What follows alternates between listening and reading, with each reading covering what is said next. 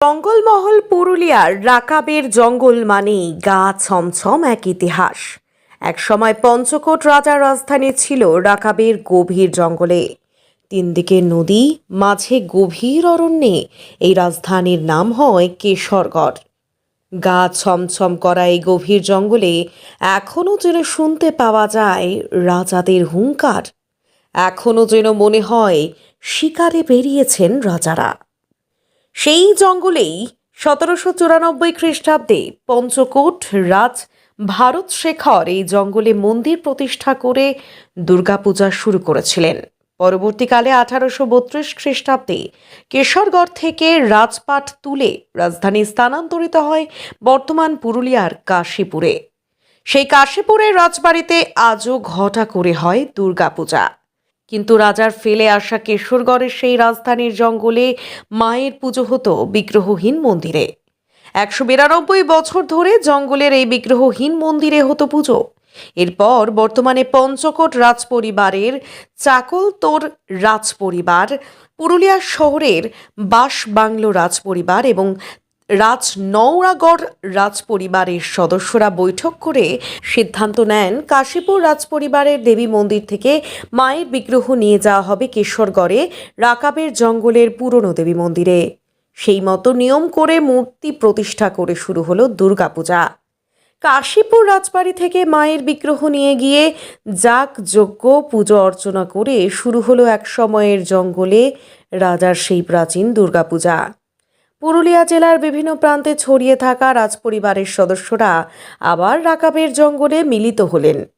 পুরুলিয়ার হুড়া ব্লকের কেশরগড় রাকাবের জঙ্গলে 192 বছর পর যেন ফিরে এলো সেই পুরনো রাজতন্ত্র। খুশি রাজপরিবারের সদস্যরা ও খুশি রাজপুরোহিত।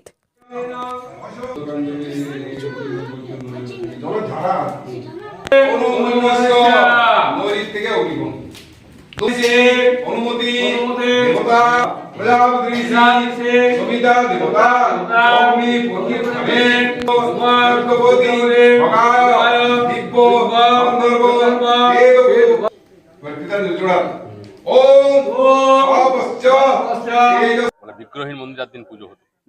এক্স্যাক্টলি। কি বলবেন আজকের এই অনুভূতি? আজকে আমার খুবই ভালো লাগছে, কারণ দেখুন, একটু আগে আমার ভাই বঙ্কিম চক্রবর্তী অনেক কিছু তথ্য দিয়েছে। আমি শুধু এইটুকু বলবো যে সিংদেও পরিবারের বর্তমান যারা বংশধর আছেন তাদের প্রচেষ্টা এবং গ্রামবাসীদের উৎসাহ, এই দুটার সংযোগে আজকে দেবী মাতা প্রতিষ্ঠিত হলো। দেবী মাতা আমরা বলি সবাই ছোট থেকে, আমরা তো অত সব ব্যাপার জানতাম না। দেবী মাতা হচ্ছে দশ মহাবিদ্যার একটা রূপ। তো সেই দশ মহাবিদ্যার রূপ একদিন রাজবংশের কেউ প্রতিষ্ঠিত করেছিলেন 1794 খ্রিস্টাব্দে।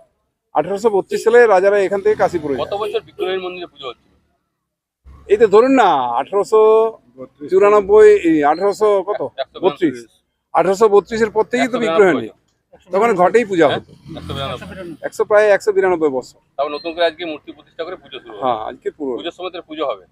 পুজোর সময় প্রতি বছরই সপ্তমী অষ্টমী এবারে মূর্তিযুক্ত পুজো হবে। মূর্তি যুক্ত পুজো হবে। হ্যাঁ, অবশ্যই। এটা তো একটা খুব প্রাচীন জায়গা এবং ইতিহাস প্রসিদ্ধ জায়গা। ইতিহাসে যেটা 1765 পরে যেটা চুয়ার বিদ্রোহ দেখা দিয়েছিল, সেটা এইখানে প্রথম উত্থাপন হয়েছিল চুয়ার বিদ্রোহ। এক, দ্বিতীয়ত এইখানে ইতিহাসের বিখ্যাত রাজা পঞ্চকোট রাজা নীলমণি সিং দেও 1823 সালে এইখানে জন্মগ্রহণ করেছিলেন, এই কেশরগড়ের মাটিতেই।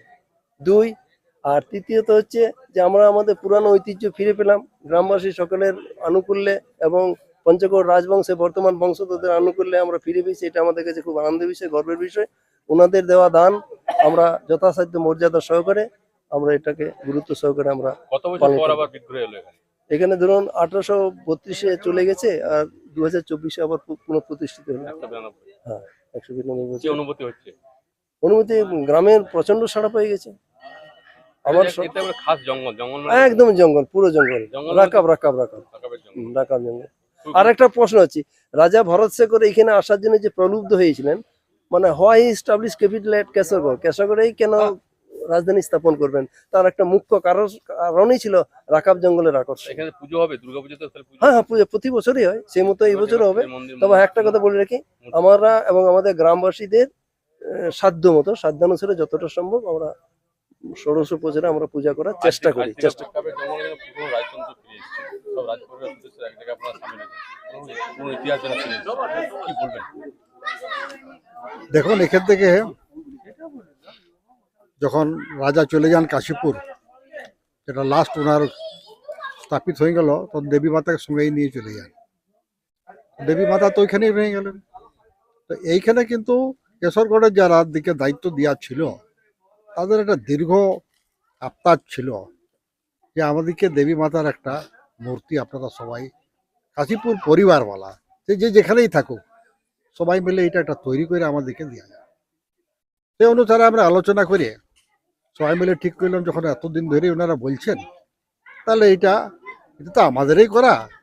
পূর্বপুরুষরা কেউ হয়তো চলে আসিছেন, কিন্তু মন্দির তো ফাঁকা পড়ে রয়েছে, বির্গত নাই ওখানে।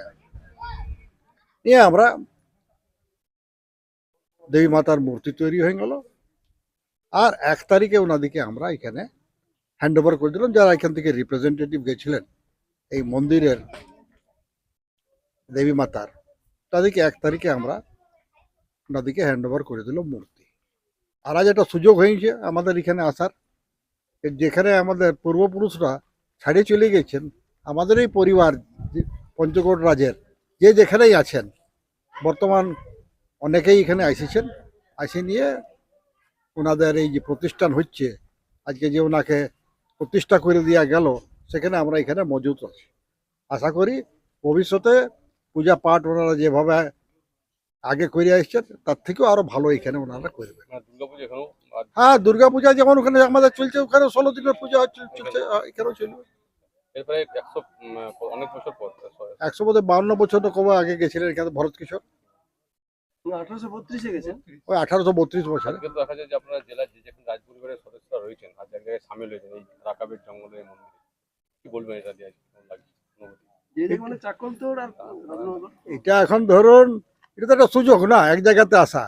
চাকলতোড়, রাজনোয়াগড়, আমাদের পঞ্চকোট, যারা আমরা কাশীপুরে আছি, পুরুলিয়াতে আছি, সব আমরা এক জায়গায় এসেছি। একটা খুব আনন্দর বিষয় যে আমাদেরকে যদিও আমাদের ওনাদের ডাকার প্রয়োজন নাই, কিন্তু আমাদেরকে ডেকেছেন যখন, তখন আমাদেরকে আসাতে খুব ভালো লাগছে জিনিসটা, যে আমাদের পূর্বপুরুষরা এক সময় এখানে ছিলেন, আমরা সব পরিবারের লোক এখানে হাজির হয়েছি এই প্রতিষ্ঠা করার জন্য। আমার নাম হয়েছে, এমনি ডাক নাম হয়েছে বিপি সিংহ, আর নাম হয়েছে, ভালো নাম হয়েছে ভগবতী প্রসাদ সিংহ।